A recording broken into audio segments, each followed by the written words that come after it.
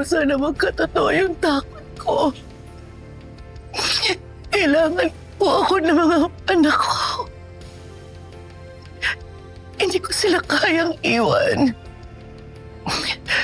Diyos ko, kailangan nila ako. Kailangan nila ako kaya nagmamakaawa. Ayoko. Huwag niyo po ako kunin. Huwag niyo po akong kunin. Huwag niyo po akong kunin. Huwag po muna. Ate, Huwag po muna. ate. Tama ba yung narinig ko?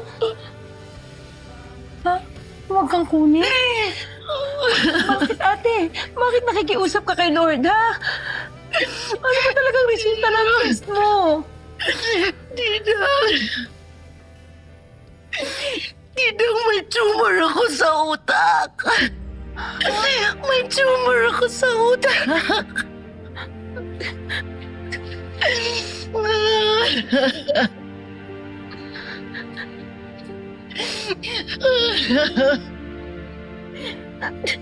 Cancer ba to, ate? Hindi ko alam. Hindi ko alam. Ate, ano man sabi ng doktor mo? Gusto nilang operahan, tanggalin. Oh, bakit hindi natin gawin? Baka doon ka gumaling, ate. Tatakot ako, tita. Bakit ka natatakot, ate? Baka hindi na ako magising.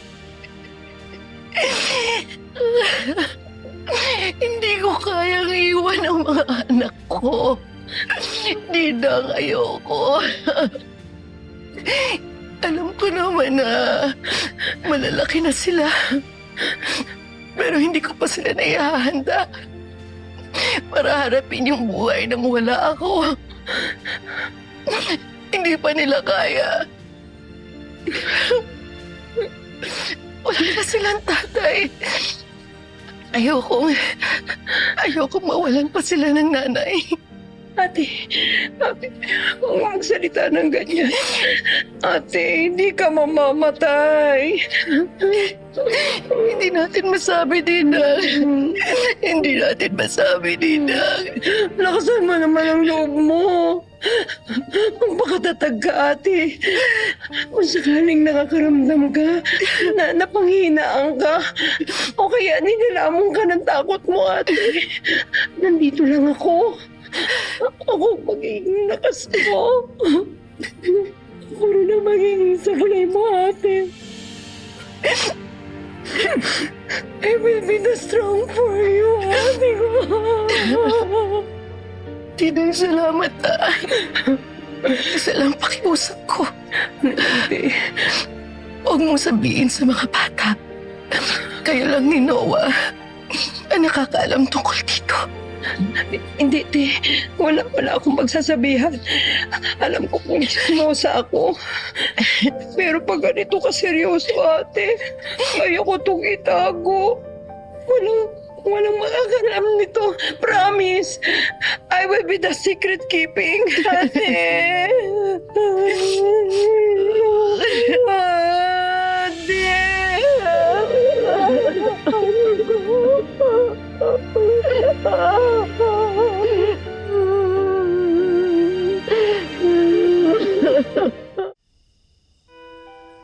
Hazel, tinatawagan ka daw ni Attorney Salazar. Hindi mo daw sinasagot.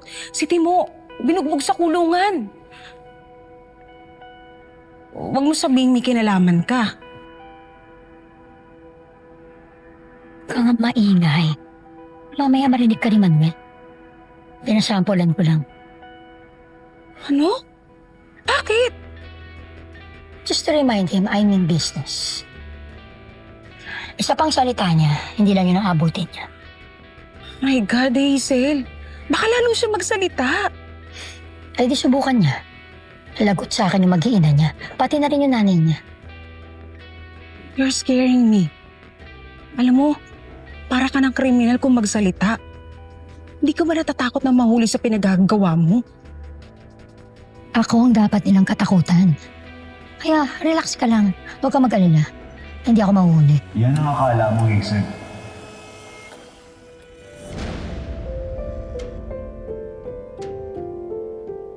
Kanina ka ba dyan? Hindi. Kadarating ko lang. May problema ba? Wala. Ano lang kasi itong si Alice ko nung kinukwento tungkol sa multo daw sa Southcrest Hospital. Ano ba yan?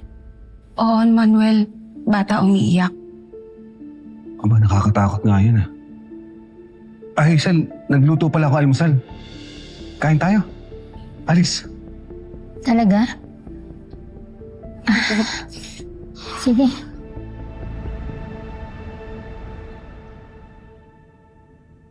Hindi ka na naman papasok, kuya. May lakad kasi kami ni Joel. Ano ba kasi yung mga lakad nyo na yan? Bakit? Sige na, alis na ka, bye. Tinidang. Oo. Okay na to. Ingat ka ha. Ako na. Nay, bye-bye. Nagmamadali yun. Saan ang lakad nun? Ewan ko ba, Nay? Lagi silang may pinupuntahan ni Joel. Nag-uusap sila, may mga sikreto sila. Nahuhuli ko sila lagi. Siya mukhang involved pa si tatay. Halika na, sabay-sabay na tayo. Ay, teka te. Hindi ka mag-almusal? Ay, hindi na. Sa office na lang mamaya. Hindi naman ako nagugutom eh. Ay, no, ate. Kailangan mong kumain kasi inom ka ng gamot at saka vitamins. Eh, baka kasi lumaki yan.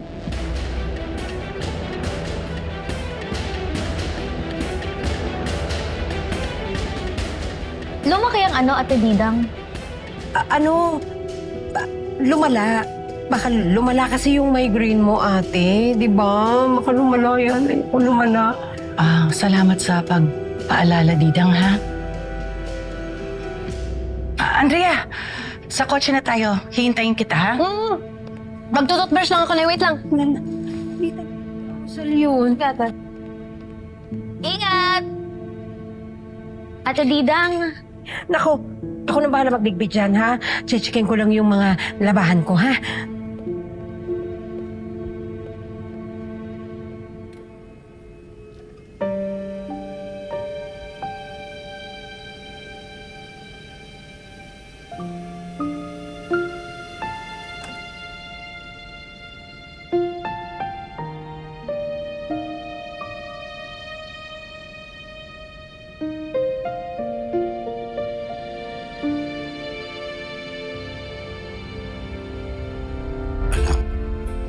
Wala na akong ibang piling kundi kapayapaan mo.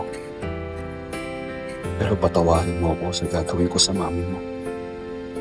Hindi ko kayang tuparin yung hilingan na magsama ko kami. Kung totoo man yun.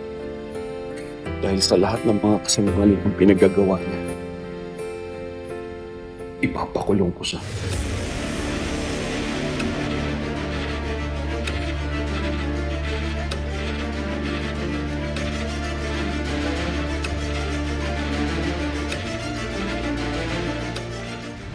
Telma, pagbalik ko, kasama ko na si Emil. Sino po yun, sir? Pinsan ko na neurologist. I-book mo ako ng ticket. Sasama ako sa Davao mamaya.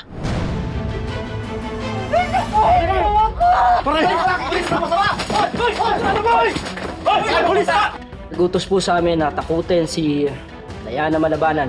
Nandito po kami para kay Mrs. Hazel Cruz. Ano pong kailangan niyo sa asawa ko? Iimbitahan po sana namin siya sa presinto.